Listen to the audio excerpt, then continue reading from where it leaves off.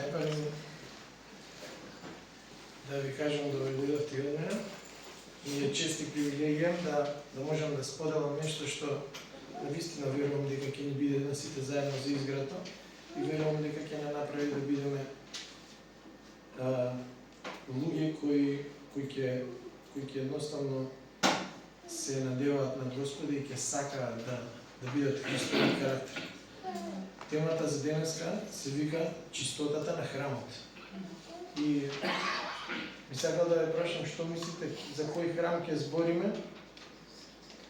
Дали ќе зборуваме за чистота во зградава или ќе зборуваме за нас?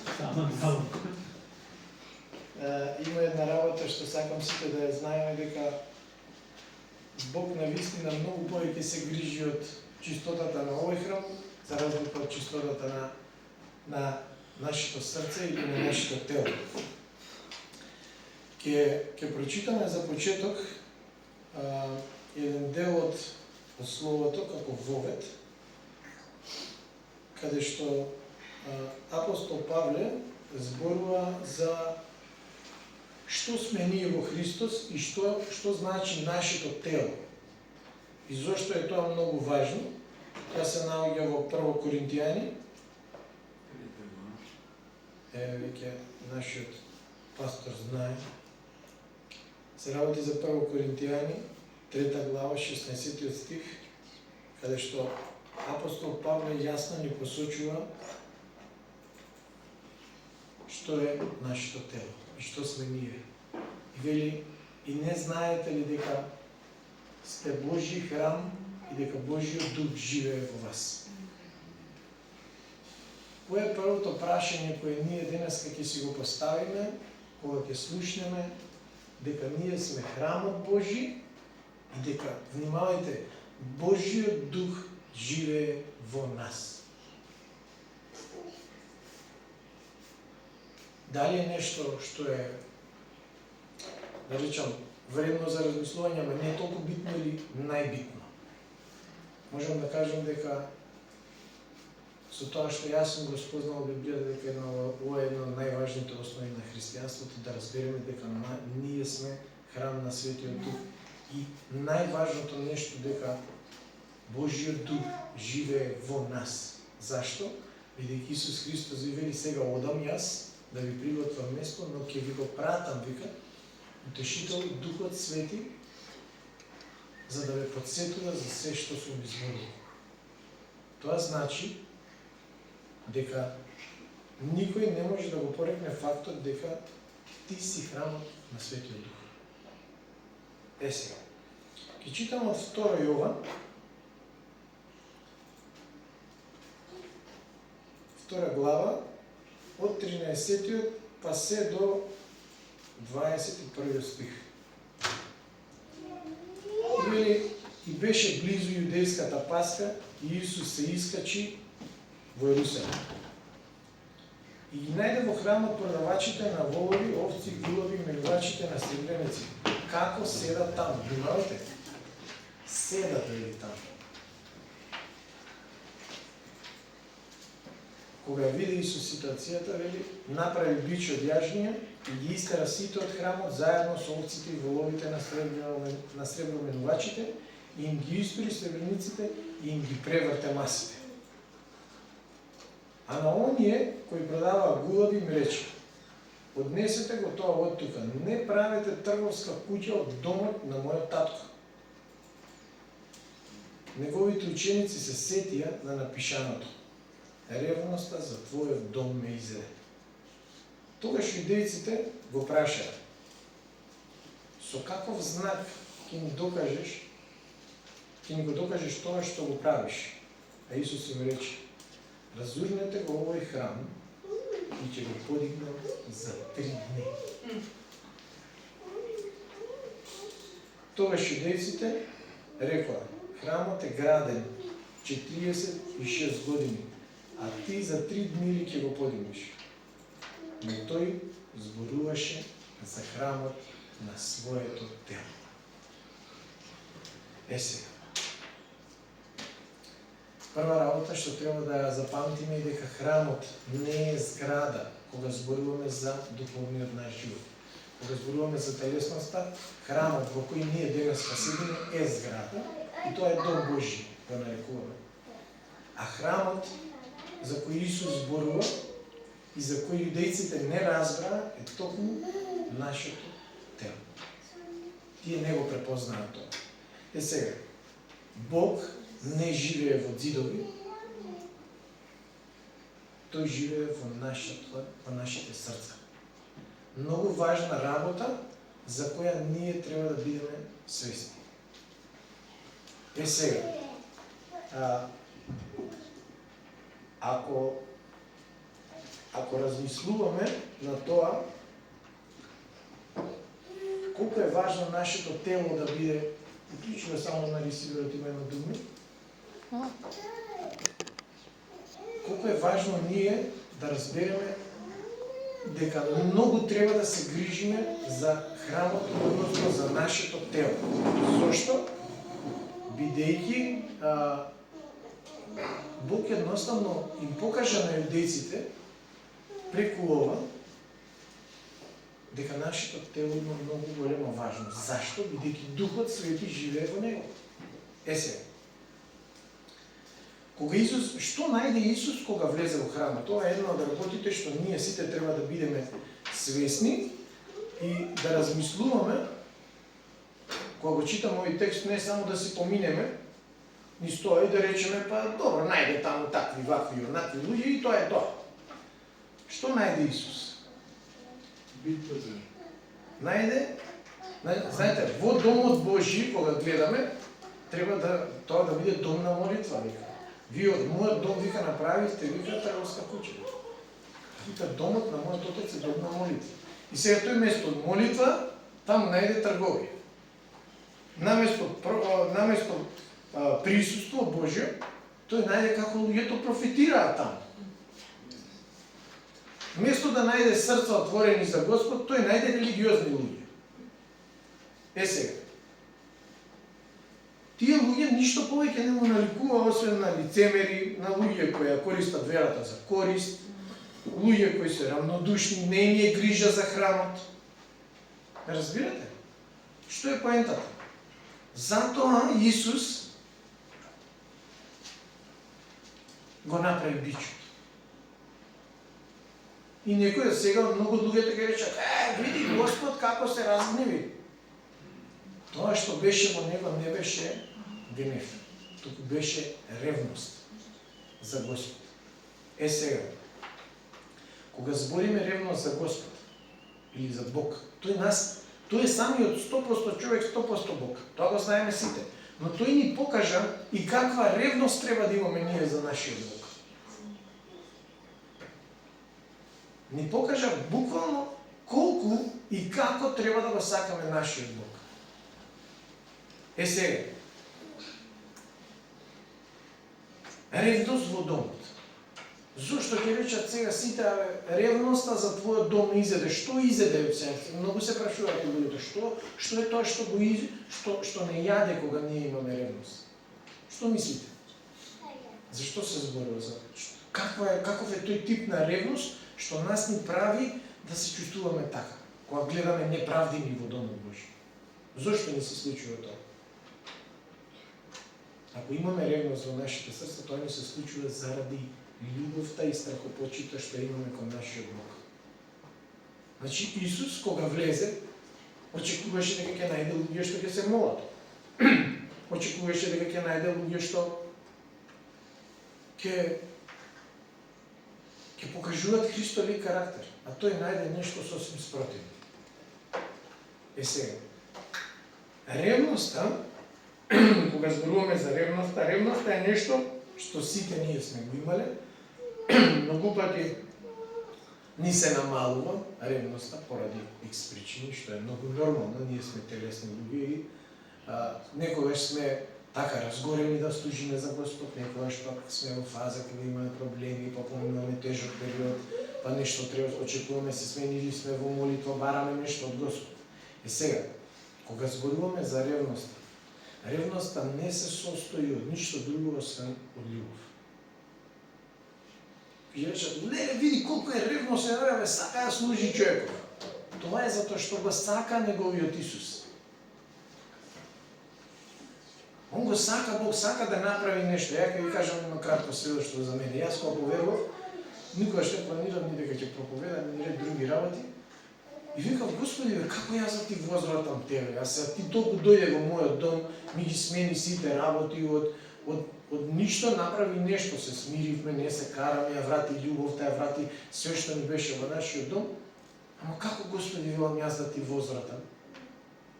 И ја не знаев што да направам. Ке прашам некој од браќите, викам, што да му дам ја на Господ, викам, кога он има се. Мисли, викам, Господ, може ке ти каже нешто.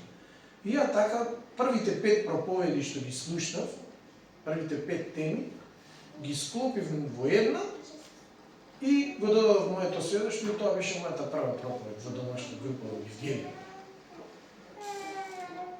И толку сакав на некој начин да го споделам тоа, бидејќи во Откровение пишува 12 глава 10 стих, вика, го победија, вика, со зборовите на своето сведоштво, вика, и со крвта на јагнето.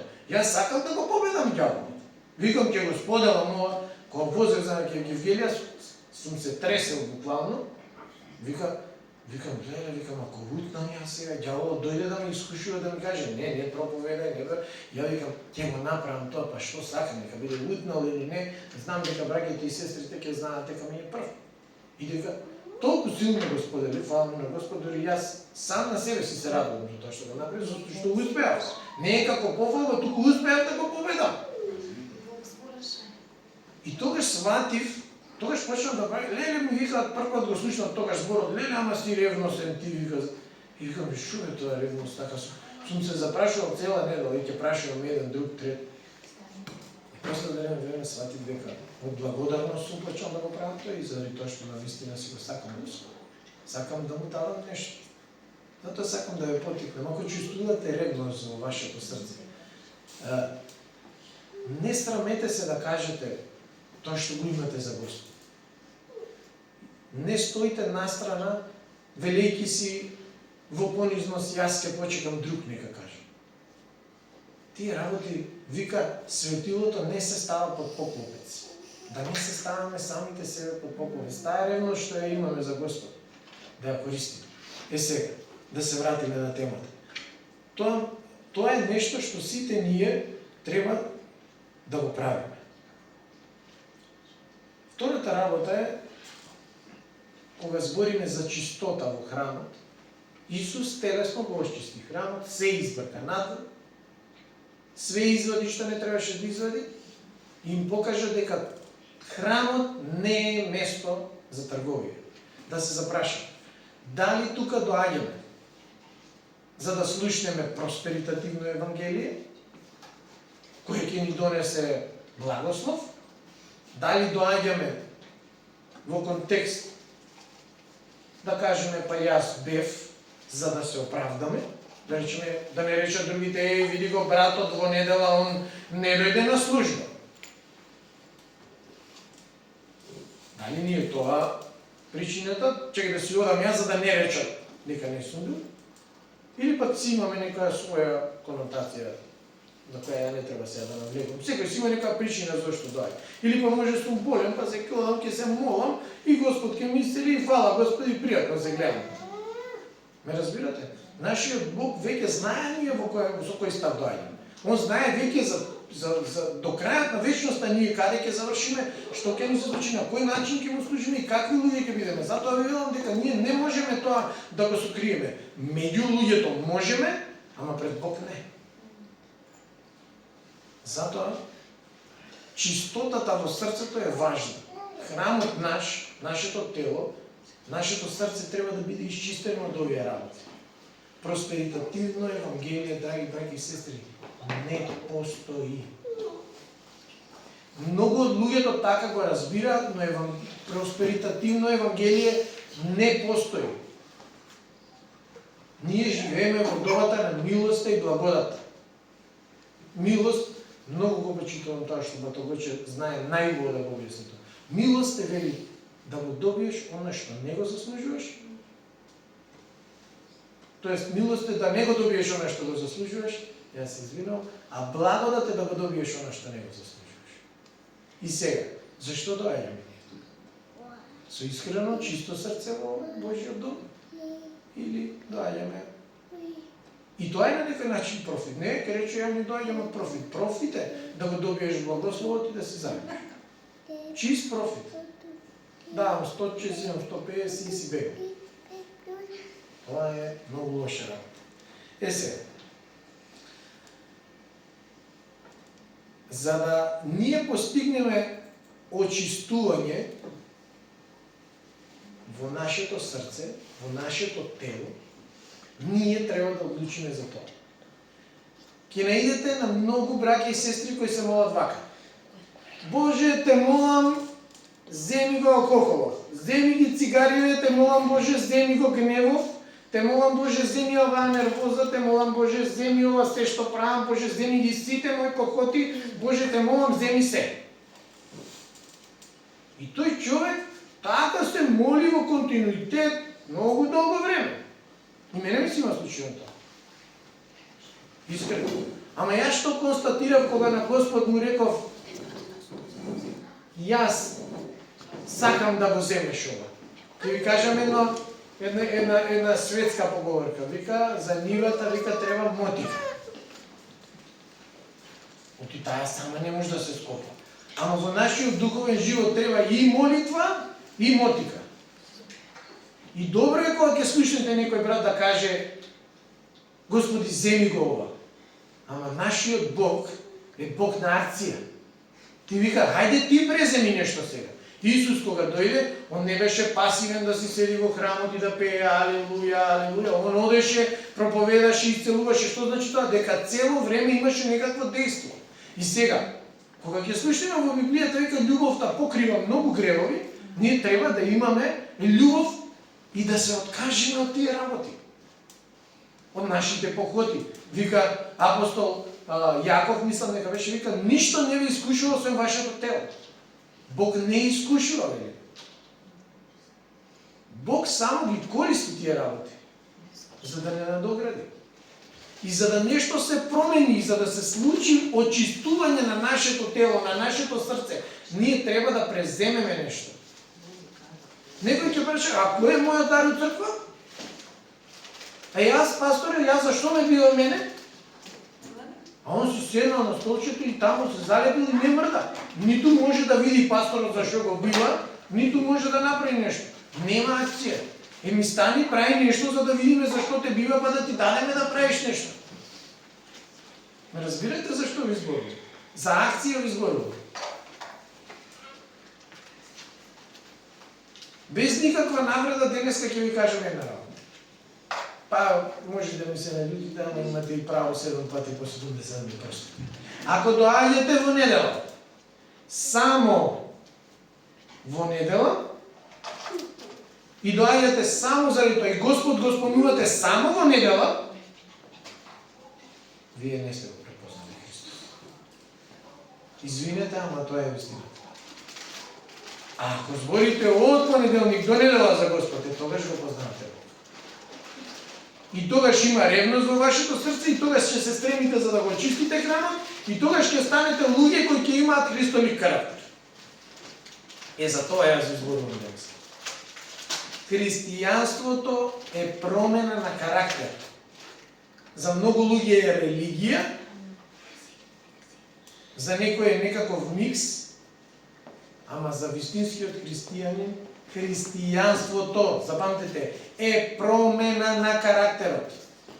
И вели ви изводи од царството на темнината и ве пренесе во царството на својот возлюбен син, во царството на светлината. И сега ние, кога не сакаме да трпиме промена во нашиот карактер, ние знаете што правиме? Викаме, Исусе, извини, ама ти умре само за 2 особини мои, а за 5 не. И ја омаловажуваме жртвата на Христос, затоа што вели тој умре за нашите минати, сегашни и идни гревови. Сега сакам сите да размислиме. Има ли нешто што ние треба да извадиме и да кажеме денеска јас ќе исчекорам, Ќе го променам тоа, ќе го оставам и нема веќе да го правам. Јас ќе ви дадам еден пример.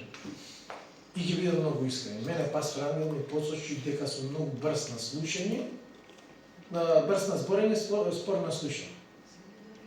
А апостол Јаков во прва глава 19 стих вели вака: бидете брзи на слушање, а спори на зборење. Ја цел месец вежбам да бидам брз на слушање. Не вежбам да го променам тоа, сум преземал акција за да можам да го променам тоа.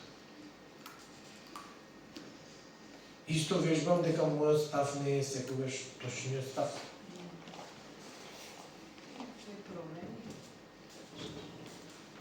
Сака акција христијанството.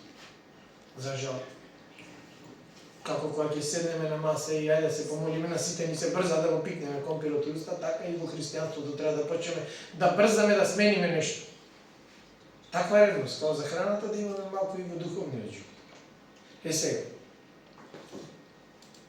Сакам и да размислуваме кои се лошите нашите лоши навики, кои се погрешните односи кои ги имаме меѓу себе, кои се скриените гревови што си ги чуваме и не сакаме да ги дадеме. Се до оној момент кога правиме компромис со некои работи, ние сме на многу лош пат. Реално. Сега. Ако сами одлучиме да промениме, тоа ќе биде променето. Знаете, нашиот Бог не е Бог кој прави нешто без наша воља. Тој ни даде и слободна воља да стигнеме до спасението. Токму затоа умре за нашите гревови, беше погребан, воскресна. И тука стои моментот од Откровение 3 глава 20 стих, каде што вели: ете, стојам пред вратата и чукам. Кој ќе отвори вратата, ќе влезам и ќе вечерам со него. Ај сега овој стих да си го земеме во нашиот духовен живот. А не збориме дека збориме само за спасение. Вели Господ: стојам пред вратата на твојот погрешен однос. Ќе отвориш ли вратата за да разговараме заедно, да примиш од мене и да го промениш тоа? Стојам пред вратата на твојот грев. Сакам да го земам. Ќе ми го дадеш ли?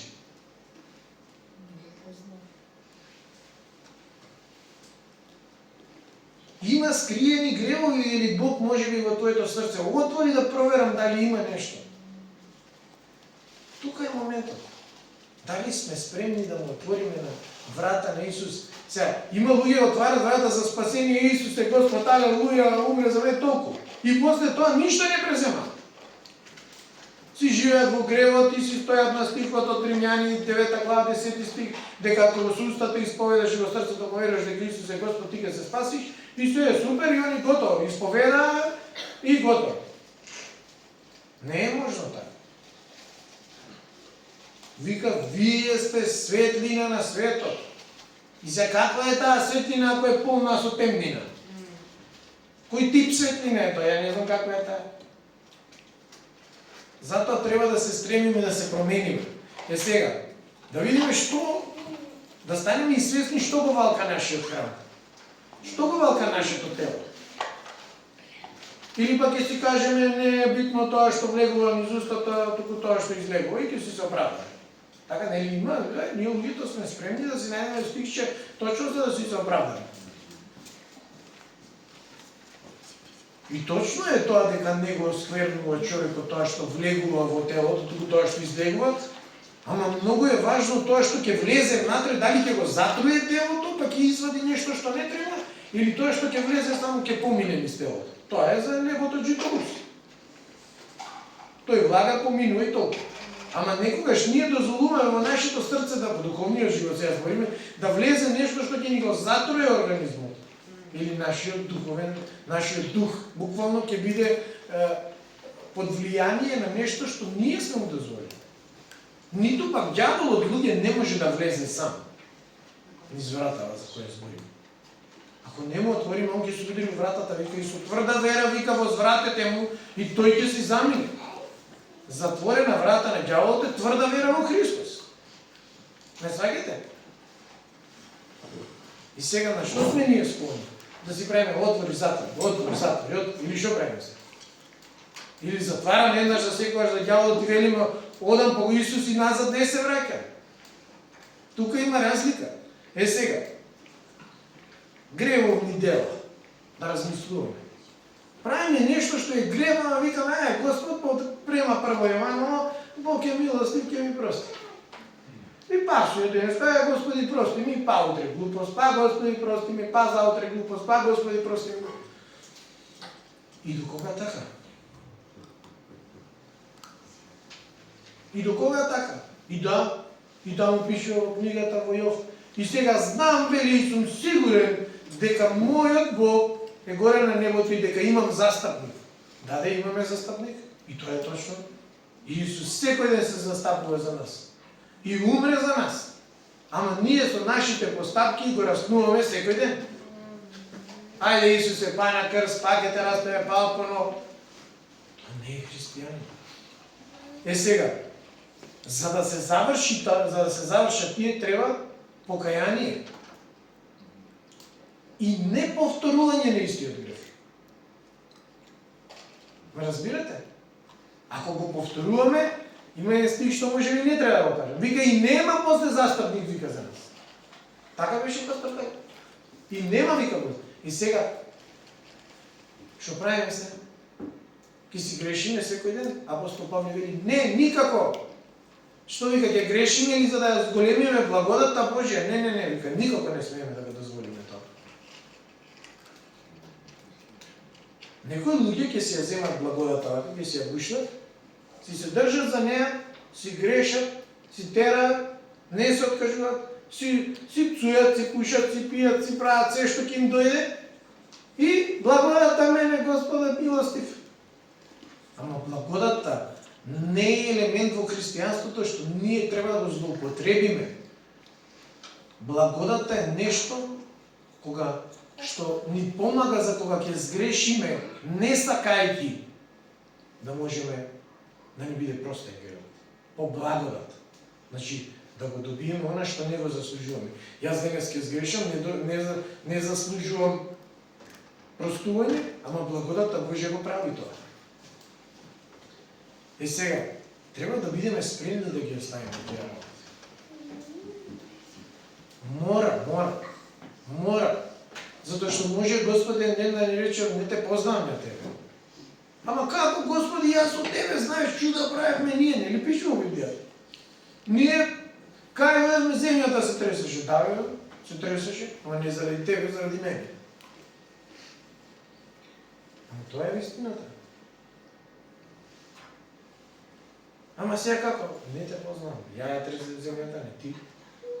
Разбирате зашто е? Бог сака да бидеме луѓе кои ќе сакаат, кои ќе трпат промена.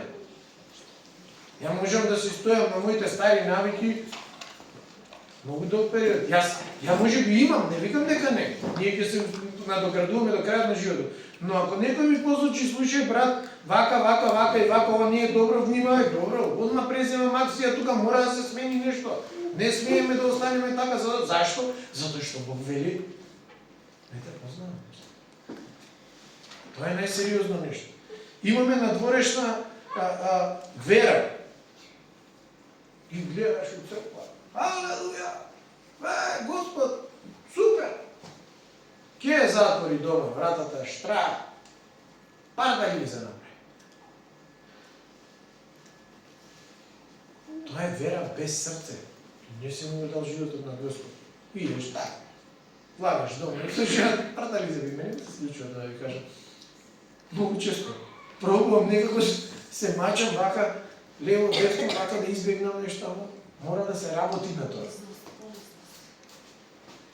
Сега, дали нас ни треба искрено однос со Бог или ни треба као, ајде, тоа е тоа, така ќе си живееме и нема, ништо.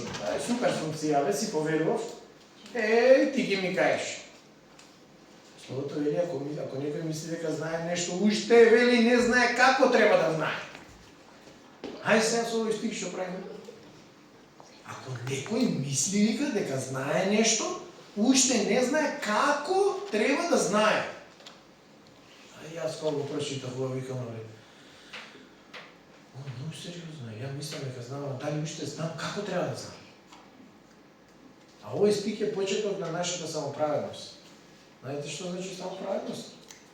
Дека само јас сум прав.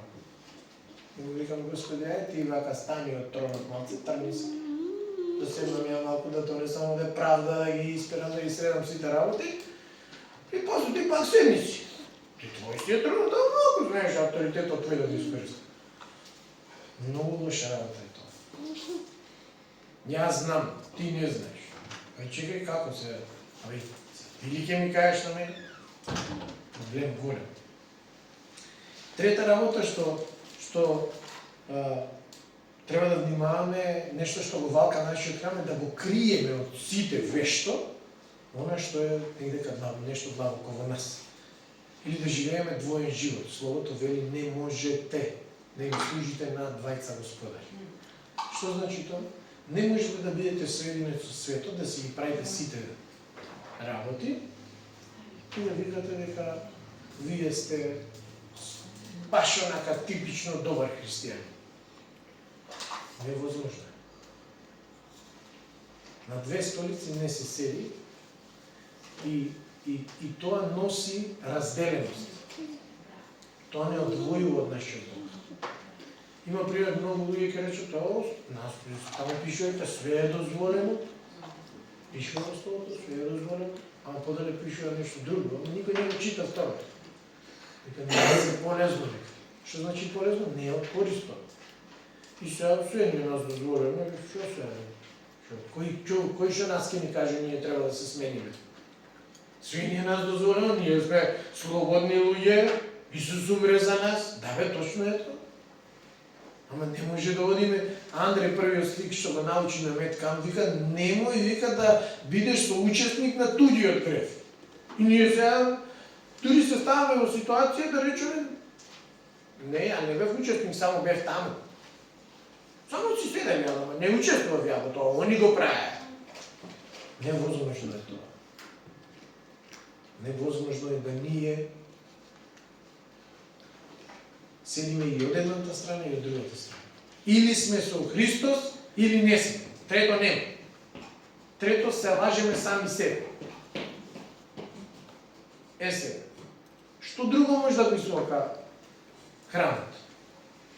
Пример, ја 4 години не гледам телевизија. Воопшто. Само YouTube, песни, славење и толку. И ме ми викаат некој, вика, ти не си добар. Зошто бе не сум добар? Шо ти на тебе вика, ти телевизија не гледаш? И добро да викам? Како вика, врска нема што се случи во светот. Еден длабоко во мене си викам на многу добар еден стих, вика, вие сте во светот, во овој свет, ама не сте од овој свет. И ја кога да пуштам телевизија, само да го спитам телевизија не зове работи. Кога да пуштам телевизија само црна хроника, овој губи, овој се развиде, овој губи, овој направи вако, овие војува, тој се... Леле, викам, чекаме, дај ме нека кажат дечињата од градинката Веселице, тој направи вака, ништо тоа нема. Викам, што мене ми треба овој телевизор? Ќе седнам, ќе погледам 2 минути, еднаш имам пуштено од живе, ќе се изнервирам дали? Или ќе седнам со колегите и они цело време се збори за ово и за оно и за ваква војна, таква војна. Јас сум спремен да дојде Исус да ја кажам неистина. А вие? Јас сум спремен да дојде Исус. А вие? Значи дека? Значи дека? Војната си е војна. Значи дека ние веруваме дека нашиот Бог може да не заштити. И вика Словото, и не ви даде дух на страх, туку дух на сила ви даде. Сега, дали друштво во што си го имаме, дали медиумиве околу нас, дали тие ни прават нешто да ни се извалка нашето тело? Дали му отвараме некоја мала вратичка, како на закученца што е навлезната да се пипне внатре? Јас да ви кажам, искрено сум рекол вака, многу пати го повторувам ова. И и верувам дека е така, велам, ако има барем 0,01% што ќе ме одвлече од Господ, ќе го тргнам одма. Одма. Во светот вика кога нема без нега се може. Така и јас правам со овие работи. Нема, треба да се тргне и го тргам. И толку. И нема тука компромис, ама не е страшно, ама може или не може. Радикалноста носи промена. Мене, пример, јас верувам дека, не велам дека не смее да се пие, ама верувам дека не е добро да се пие. И си имаме еден стих кој мене силно ми укажува на значење и ќе ви го кажам делот, вели и му се јави ангел Господов на Захарија, таткото на Јован Крстител, и му рече, ќе ти се роди син и ќе се вика Јован и ќе биде исполнет со Светиот Дух и нема да вкуси никаков алкохол. Ја викам, Боже, јас сакам да сум исполнет со Светиот Дух.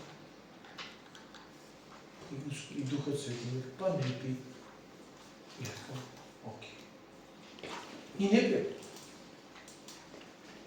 И верувам дека дури да се напијаме на чаша, не е грешно. Ама мене, мојата совест, тоа ми го кажува. И да ја оставиме оваа особина, дали вашата совест некогаш ви зборува дека треба да донесете некоја конкретна, радикална одлука за која вие треба да се промените? Од тип, нема да викам, нема да се карам, нема да правам вака, ќе бидам смирен, ќе покажувам љубов, ќе покажувам милост према моите браќа и сестри, ќе помагам, ќе правам, ќе служам. Ме разбирате? Дали сме спремни да направиме таков ишчекор, за тоа ви збораме. Секој од нас ќе си одлучи што да прави, ама дали го носи правилниот чекор? За тоа збориме, за таа чистота збориме во нашето тело. Ако има нешто, пример, мене еден период гледам Кока-кола, ми се засвија, Кока-кола, викам, ава не е добро. Што ќе пиеш Кока-кола? Што ќе пиеш Кока-кола? Што се рече Кока-кола? Што ми би на мене со Кока-кола? Хајде, викам, дај Пепси сега на киснење. Тоа е проблем. И буквално може да ви станат проблем, да ви кажам. И сончево. Ќе дојдете до степен да си го изгорите јазикот од солта, па ќе ве боли дварено. Искрено е така. Е сега. Кроз сите овие работи што поминуваме, нашиот Бог е толку мудар, што сите овие искушенија на телото знае како да ги искористи. Сите желби на телото, лошото друштво, не знам, нечистите работи в нашиот живот, гордоста, себичноста, самоправедноста, дури и нашиот замор може да го искористи. Не знам, сите особини Бог може да ги смени и да ги искористи. Зошто? Затоа што Словото вика, се содействува на добро. Значи, за оние кои му веруваат. Што значи тоа? Дека ние ќе поминуваме низ некој работи и Бог ќе биде секогаш тука да го искористи тој момент. Не дека Он го дозволува, многу пати ние го дозволуваме тоа. Ние отвараме вратата. Бог нигде не влага без да му отвориме врата. Со сите работи е така. Ние сме одговорни за нашето тело, за нашиот дух, нашата душа, нашето срце, све, буквално све. И ние, ако му отвориме на ѓаволот, ќе влезе ѓаволот. Ако му отвориме на Бог, ќе влезе Бог. Просто е. Едноставно е. Е сега. Тој сака ни сите овие искушенија да ни изгради. Зошто? Затоа што се додека ние луѓето не осетиме, ние сме такви, нормално е, док не осетиме тоа чувство, ние не можеме да претрпиме промена. Треба човек да пострада, па кога ќе биде исцелен, да свати што значи да биде исцелен. Ја ќе ви кажам за мене, може сум го споделил ова. Пред одреден период ми се појавија некои точки вака на телото како псоријаза во тој контекст. Нешто и одам на лекар, таа ми вика, шо е, викам, не можам, викам, многу ми се љупи кожата на самото тој белек, ми се љупеше кожата.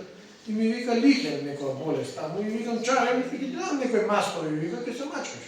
Добро, викам отидов таму некој 1000 нешто денари ги изврскам, а ја гледам, кога гледам, не се мачкам, не ги обожавам тие работи, застанам вака окупатило на огледало, ми се натажи душата, се разочарам, зошто сум таков. И само вака му реков на Господ. Господи, велам, ако сакаш, ти можеш да ми исцелиш. На следното бањење за 3 дена ја немам ништо. Бог го гледа тоа, ни покажува дека има нешто во тоа, и кога ќе дојдеме искрено пред Него и сакаме да ја видиме промената, Бог ќе ја направи промената. Вика, немате зашто не барате, вика. Кој бара ќе му се даде, вика, кој сака да преземе акција, тој ќе види акција, види. Немало исцеление. Па треба да веруваш дека има, за да има исцеление. Се молиш, Господи, те молам, помогни ми овака, така, ова. Ама глава го не во себе, викаш, може ке сака, Господ може не. А Бог вика, ако верувате дека оваа планина ќе се помести, таа ќе се помести, вика. Тоа не е дека онаа физичка планина ќе се помести, туку ако веруваш дека ова ќе ти се случи во животот, ќе се случи. Колку пати во Новиот Завет ние ќе слушаме, твојата вера те спаси. Многу пати. Затоа треба да трпиме промена. Сега. Јосиф, што му се случи, у јама го фрлија, така беше? Не се поколева, беше цврст, си стоеше, му веруваше на Господ, до кај стигна? До највисоката позиција во Египет. Така беше. Даниел му вршија притисок, не смееш више да се молиш. Ако не ќе те фрлим у јамата, фрлете ме, вика, јас ќе се молам. И го фрлија и лавовите како мачиња се реата. Давид падна со жената, направи грев. Така беше. Ко претрпе искушението и на крај, што рече му Господ? Се покајал. Видете, вика, најдов човек, вика, по моето срце. Бог виде дека Давид е спремен да промени, да се покаја и да сака да направи нешто. И Бог рече, ова е човекот по моето срце. И ако падна. Затоа сакам да го охрабрам. Некој ќе ви се случи да паднете. Но пак кај Исус. Господи, сега ми се случи, го сватив ова, те мола помогни ми и немојте повторно да го повторувате. Тоа е најважниот дел. Поминуваш низ една работа, влагаш во калта, ги прљаш патиките, дома сотепуваш од чистење, ги враќаш во прва положба и викаш, више во кал не газа. Кога бев во Африка, еден човек од браќата вака ми рече. Немој да брзаш. Кога ќе го прави следниот чекор, гледај, вика, во местото кај ќе сгазиш. Не само сгази, па кај ќе сгазиш. Туку гледај, вика, во местото кај ќе сгазиш, спреми го тоа, биди сигурен дека е добро место да се сгази и сгази. Тоа е сигурен чекор. И така ние треба да биде. Да го испитаме ова, што ни се случува, зошто е тоа така, ваму и ваму погреши, од сега ќе донесам одлука, нема така да правам, ќе исчекорам и ова више нема никогаш да го повторувам. Тоа е вистински христијанин кој сака да направи промена во својот живот. Вика словото, испитувајте се. Што значи? Дека ние треба да бидеме склони на тоа. Да испитаме, да провериме и да се промениме. Сега. Ако дозволиме, како што ви кажа, постои исчистување. Само ако дозволиме. Бог со сила ниту дава, ниту зима. Нашиот Бог е Бог кој ни дава слободна воля. За нашиот храм да биде чист, треба ние да сакаме да го изчистиме. Исто и за овде. Ако доаѓаме да изчистиме онака колку да мораме отисме на ред, таа жртва е нула кај Господ. Ако доаѓаме да изчистиме со мерак, па и овие дамки со џогено што не искачаат, ако земеме една паричка вака да ги изгребеме, ќе го изчистам како што треба да го изчистам, тогаш ќе рече Бог, ова е веќе нешто што вреди. Ако дојдеме, има прашање, таа е за. Исто и во нашиот тело. Има нешто, ама малце тука ќе зачистам, овде дамки, овде првиот. Не е тоа чистење од срце. Ме разбирате? Нашиот Бог сака искрено, сака да не види луѓе кои ќе бидеме како што треба на место, што викаат во светот. Овој детето е на место.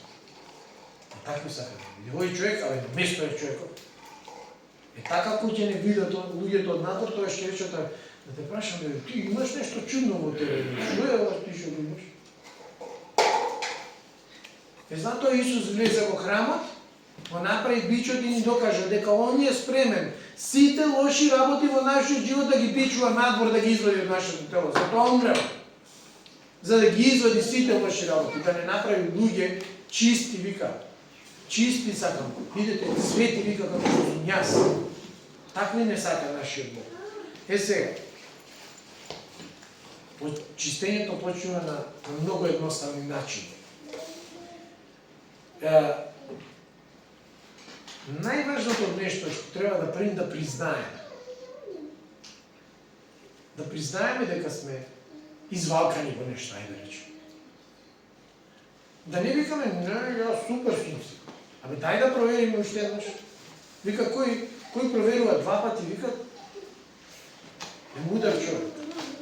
Затоа сакам да ви кажем, дека први треба да признаеме, па треба да се понизиме пред тоа, да речеме да, сгреши, да бидеме спремни и третото нешто е да донесеме одлука дека бидејќи некој го видел тоа нештото во нас, тоа од ништо не може да излезе нешто. Ме разбирате? Ако некој брат види нешто, значи мора видел нешто што не чини, па затоа доаѓа да ни каже. Јас многу пати викам, кога ќе видите некој брат или сестра да доаѓа вака со прстот на кај вас и сака да ви каже нешто, знаете дека Бог иде да ви зборува. И тоа не е заради тој што брат е многу интелигентен, паметен или исполнет, туку заради тоа што Бог го користи него за да ви каже. Он иде и ти вика, брат Бојан, слушај, ова и ова треба да го смениш. И сега ти ако го дигнеш вака гарбот, да се браниш, ќе си го зачуваш лошото во тебе и нема да дозволиш Бог да работи. Да разбирате? Иде братот и сака да ти каже, слушај, ова и ова не е добро што го правиш. Сега ти ако го земиш тоа во конотација, да бе, ти се знаеш. Оставете го човекот, што ви го кажа, туку размислувајте на реченицата што дошла. Ме сваќате? На тоа размислувајте. Мене кој ќе дојде да ми каже, не гледам кој ми кажал, туку гледам, што е ова, што мене ми го кажа, денеска и не е битно кој ми го кажа. Да ви дадам едно сведоштво, зашто не е битно кој ви го кажа. Во нашиот стар живот, ние дојдовме во ситуација, јас и мојата сопруга да се разведеме и јас излегов на тераса, ова може би сум го кажал ова сведоштво, излегов на тераса и почнувам да барам стан. И викам, готово, не се трпи, ќе си одам. И доаѓа Андреј, син ми, поголемиот, и вика, тато, шо правиш? Викам, синко, не бива више ова, не се трпи, барам стан, ќе си одам. И како ме вика, сега ќе си одиш, вика, шо ќе правам, вика, без тебе мене, кој ќе ме чува? Викам, ето со мајката, викам, тато, вика, во мајата на зборови. Вика, тато, прсти на мама, вика, он не знае шо прави. Шо? Не ме вика, прости, вика, не знаеш шо прави. И ја не го земав тоа кој ми кажал, туку што ми кажал. Влагам на три и викам, слушай, нема да дозволам моја семејство да се разгуби. Ме разбирате? Бог може и дете што вчера прозборело да ви каже еден збор и да ме поучи. Апостол Павле на Тимотеј вика, нека не те вика вознемирува, вика, твојата младост, вика. Биди, вика, верен во се. Не значи дека ако е некој млад, дека Бог не може да го искористи него да ви каже некоја мудрост за ваша поправка. Не. Јас сум спремен и Лука да ми збори, ако видел нешто кај мене, јас сум спремен до вечер 5 пати да се испитам дали е така. Ако ми речеш, Бојан, ти вака и вака правиш, има нешто што детето го натерало да ти го каже тоа. Дали ме разбирате? Постои извор и на добро и на лошо. Вика, а на зрелите, вика, им даде моќ, вика Бог Слово, вика, да разпознаваат добро зло. Трудете се да го разпознаете тоа. И немој да стоите во гордост. Гордоста ќе ви направи само да го одбиете Божиот благослов. Ништо повеќе. И нема да претрпите промената и така ќе се останете. Понизноста и послушноста прави луѓето да се изградат многу. Мене нека биде и како фалба. Јас работам поише од 8 занаети. Јас знаете што сум правил додека сум ги учел тие? Сум гледал што прават лошо, сум го тргал, сум го зимал доброто и сум го имплементирал. Од леп прајање, од пециво, од бурек, од пици, од готвење, од келнер, од готвач, значи од плочкар, од фасадер, не знам што не сум правил. Зашто? Зашто јас сакам, не ми е проблем мене да дојде некој да ме поучи. Или Лука да дојде да ми рече, бато беа, па ти ги е лошо, ти се врзани, вака ќе си ги врзаш, ако е тој начин подобар луѓе. Ме разбирате? Тоа е понизноста на еден христијанин. Зошто е толку тешко да се земе некого од помал? Знаете зошто е тешко? Зошто нашиот став е вака да ги гледаме луѓе. Ама Јован Крстител рече, му вика, види, вика, сите луѓе ти бегаат кај Исусот, бе. Нако, вика, смирете се полека, вика. Он нека расте, вика, јас да се смалам. Што треба поише од ова да разбереме? Кога се смалуваме, ние растеме во духовниот живот. А кога растеме, паѓаме. Тука е разликата со светот. Во светот сите ја како кола и овие куќа на фасада пукат. Ама тие луѓе, кога си легнат навечер, камерите вака со едно око ги гледаат, да ги земе некој нешто, они не спијат. Ја кога ќе си легнам, се гуштам перницата, жена ми до мене, си спијам како бајче си спијам. И фала ми на Господ, што ми покаже што е богатството на овој. Ама стварно е така. Изгледа интересно, ама си спијам мирно, дали имало војна, нуклеарки и летале? Ма не ме интересира уопште. Ќе рече некој сега, ти не се замараш со ништо во животот. Јас се замарам со најбитните работи, зашто Бог вели, најпрви им барајте го, вели, Царството Небесно и се друго ќе ви се придаде. Ја Господ си го барам и Господ се ќе ни обезбеди. Тоа треба да ни биде животот.